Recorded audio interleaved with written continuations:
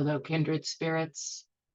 So, the universe is consciousness and matter and energy and unconditional love. Well, that kind of begs the question then, what kind of consciousness is this multiverse universe or whatever? Is it a benign, safe, friendly consciousness? Or is it something a little less savory? And the only answer I can give you is that all depends on the soul asking the question.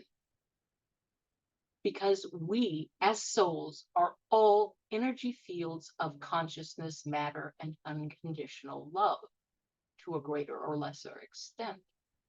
All right? And everything we experience and perceive in our lives here on earth and in our lives that are not in a physical body, everything we perceive, every experience we have is determined and attracted by what's in our own energy field. So ideally, our energy fields are completely free and they are free flowing, and we attract exactly what our heart's desires and live it. But the sad state is that most souls on planet Earth are not, they are attracting, but they're not attracting lives that they want. And some of them are living tragically, lives that are impacted by brutality and violence. It is heartrending to anyone who has a heart and can feel it. But you have to step back and realize that if you have not endured violence and brutality in this lifetime, chances are in a previous lifetime or in a lifetime that we consider in the future, you will have such an experience. All right? The soul is fundamentally curious. That is the hallmark of the soul. And we get that from our Mother, Father, God, who created to a large extent out of curiosity and a few other motivations. So if God is curious and we're curious, then we want to know, what is it like to be? What is it like to live in a physical body? What is it like to be male? What is it like to be female? And we have limitations on our understanding that we have set upon ourselves. And so our realities, our lived lives, definitely are impacted, and we can consider it positively or negatively or both, by the limitations basically on our self-love. All right? That's what does it every single time. Energy flows through our own energy field, and that is the energy of God's unconditional love. That is the energy that sustains our being, and without which we wither away and stop being. But we also have an energy flow, and that energy flow in our own energy field very much depends on how free our energy is to vibrate at the unique frequency that each soul vibrates at.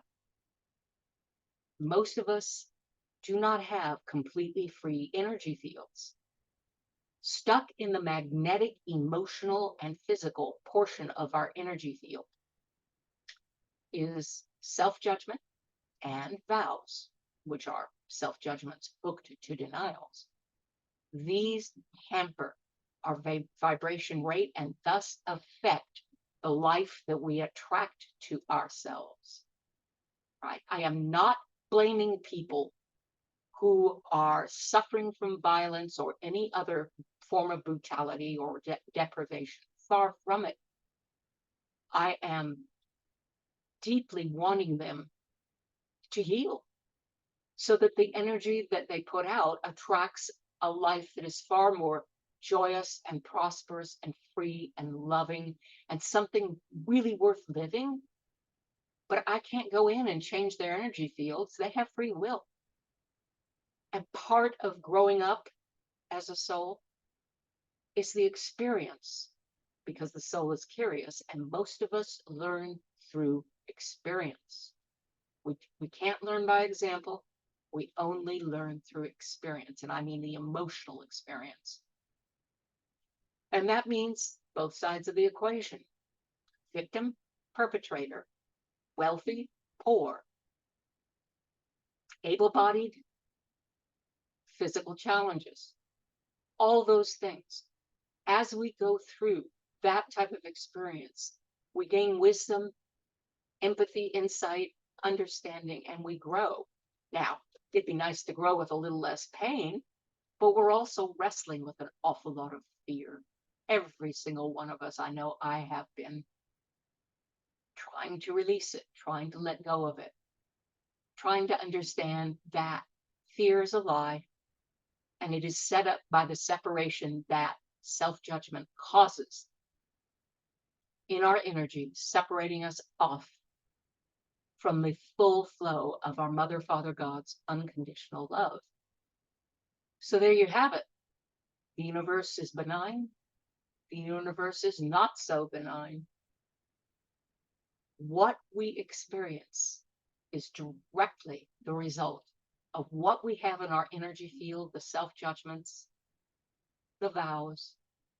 And if we desire our experience to be different, then it behooves us to go in and find those self-judgments and make new decisions and free ourselves. Again, we can do that. We have that power and we have help to do that all around us. So there's always hope. And there's always healing, and there's always light, and there's always love. Until next time, vaya con Dios.